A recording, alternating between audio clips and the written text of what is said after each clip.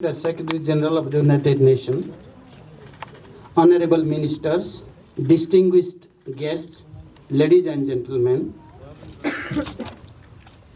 good morning and namaste to everybody.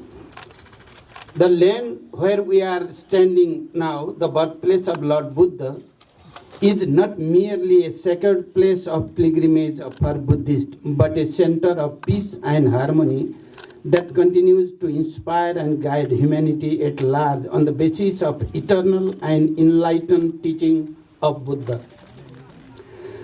Mr. Secretary General, your visit to Lumbini bears a special significance. It is not only a continuum of successive visits by the Secretary General of the United Nations.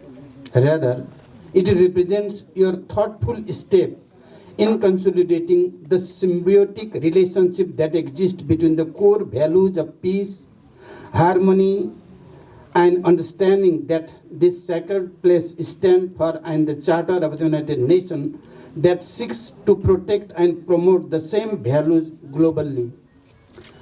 I therefore express my deep appreciation to you, Mr. Secretary General, for your visit to this historic place of global significance. The United Nations has long been associated with the development of Lumbini. It started with the UNDP Commission Master Plan by a Japanese architect, Kenjo Tange, in 1972. Since then, the UN has played an important role in developing Lumbini into a major center of pilgrimage and tourism, promoting peace and harmony. In 1997, the United Nations declared Lumbini a World Heritage Site, recognizing its historical and cultural significance on the global stage.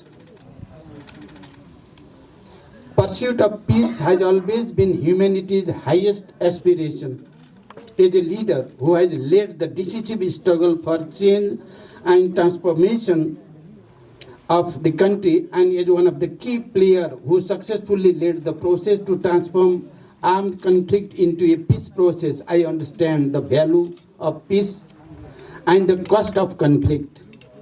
Nepali people have demonstrated exemplary resilience in pursuit of peace. The homegrown, nationally owned and led peace process has successfully transitioned the country to a state of stability and peace. We believe that our peace process could be a good example for countries and societies facing similar situations. We will be more than happy to contribute to building a global knowledge base of conflict management by sharing our experiences of uniquely successful peace process. What we have learned is that peace founded on inclusion, empowerment, economic prosperity and justice stands a better chance to last longer. Currently, we are engaged in concluding the remaining tasks of the peace process, the transitional justice system. Our ultimate aim is to ensure lasting peace and harmony in the country. This objective will continue guiding our all efforts toward completing this task. We count on international community's goodwill and understanding in this regard.